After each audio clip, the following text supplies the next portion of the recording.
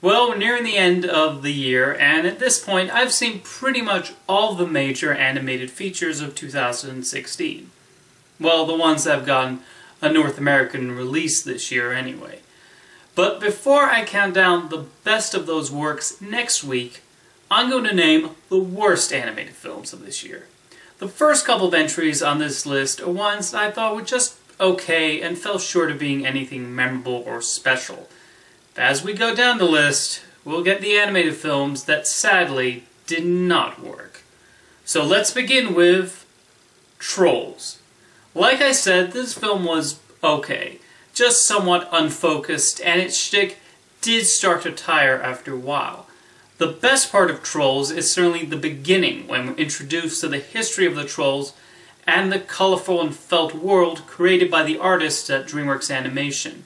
Even those early musical numbers are quite charming, including Poppy's big optimistic number, Get Back Up Again. The interaction between Poppy and Branch also gets some humorous little moments. However, eventually the script starts to go through a lot of predictable beats, and a bit of the subversive nature seen early on disappears. It really feels like the second half was made by a different production team, even though I know that was not the case. To stretch the film out, Trolls gives the Burger King's maid a Cinderella story, which takes screen time away from the Trolls. We get the usual expected messages, and the film ends with Justin Timberlake's Can't Stop the Feeling, a song I've already gotten tired of.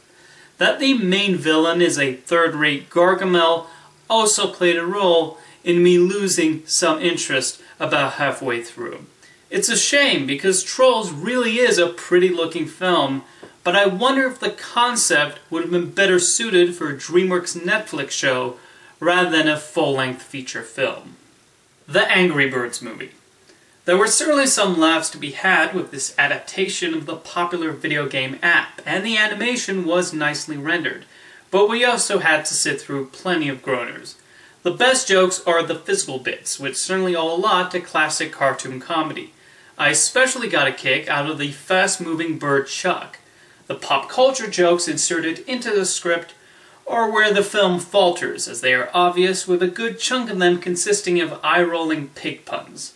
I think we're done with pig puns, because this film has exhausted all of them. The worst character was definitely the Mighty Eagle, voiced obnoxiously by the usually talented Peter Dinklage. I did not enjoy this bird's presence, made worse by a sickening urine joke and annoying soundtrack choices. Like I said, I found a good amount of laughs here, but I've honestly thought so little about this film since I saw it so many months ago. Ice Age Collision Course. It's no secret I have a huge admiration for Blue Sky, but even my fanboyism cannot prevent me from admitting this was a thoroughly mediocre experience. While this fifth entry in the franchise did not irritate me quite as much as the fourth Ice Age, it was nonetheless one filled with tired gags and characters I've long stopped caring about. As always, Blue Sky's animation is high quality, and Scrat still delivered a good amount of funny moments with his exaggerated expressions and chase after the acorn, and Buck's return to the series was also a much-needed relief. However, the conflict with the asteroid hurtling towards Earth lacked any sort of peril or excitement, and the storylines with Manny and Sid could not be more uninteresting. Diego was in the background so often I forgot he was even there. This really did feel like a product made because of orders from 20th Century Fox. Thankfully, the studio is hard at work on Ferdinand the Bull, which is already my most anticipated animated film of next year. Snow Time. This small French-Canadian film, based on a live-action children's film from the 1980s, could have had some charm and cuteness to it. However, I found it to be a tonally confused mess with boring characters. This is a film that goes from silly gags about a farting dog and snowball-thrown gadgets to sad scenes about a character's dead father with little rhythm. It's incredibly jarring, and a part of me wonders if something was lost in translation when turning the story from live action to animation. I also saw the film dubbed in English rather than the original French language track, and I wonder if that also affected my feelings towards Snow Time. However, even with that, I can never get behind any of the characters, and the humor never lands. Despite the low budget in the animation, there is something a little charming about the designs. Otherwise, while you could say this is for very young children, the heavy themes might be a tad much. So I'm not sure what the audience is for Snow Time. Ratchet and Clank. I've never played the video games this film is based on, but an adaptation should be able to stand on its own feet. This suffers from a lot of the same issues that seem to befall a lot of video game adaptations, in that I would rather have a controller in my hand. The structure of Ratchet and Clank makes it look like a series of cutscenes, and they're not terribly interesting. The characters are not engaging, with Captain Quark being the most annoying of the bunch, and a lot of the humor is dull and predictable. Visually, it does not rewrite the science fiction playbook, but it looks decent enough. Sadly, the action scenes and space battles are disappointingly boring. The rare enjoyment I got out of Ratchet & Clank was the titular robot, but that might have to do with my affection for sentient robot characters. There could have been some fun to be had here, but the age of disappointing video game adaptations continues, and that's a shame. I want to see a good one eventually. The Wildlife. Thinking about it, maybe I was a little harsh calling Ratchet & Clank boring, because the wildlife is far more dull. This is one of the worst-paced animated films I've ever sat through, one with strange uses of flashbacks and a climax that goes on forever. There's so many possibilities with an animated take on Robinson Crusoe, and this fulfills none of them. The voice is all irritating, and there's nothing endearing about any of the animals on the island nor Crusoe.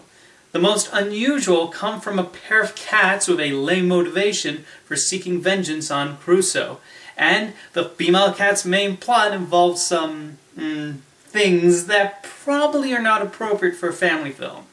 The humor falls flat and the slapstick is tired. The one positive is the quality of the animation, which is decently rendered, and the film does take advantage of the 3D format. Otherwise, this is a monumentally boring movie that made me want to look for episodes of Robinson Sucro instead.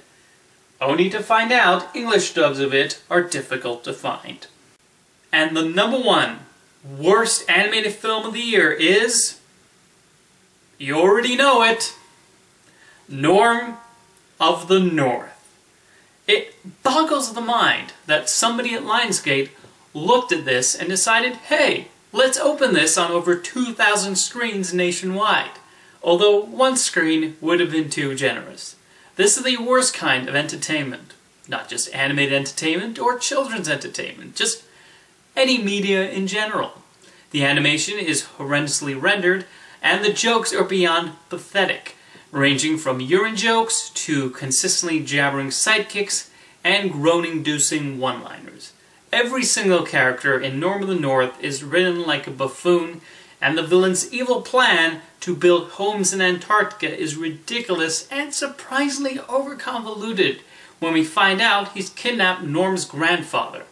The song choices are maddening and merely exist as an excuse for Norm to start dancing.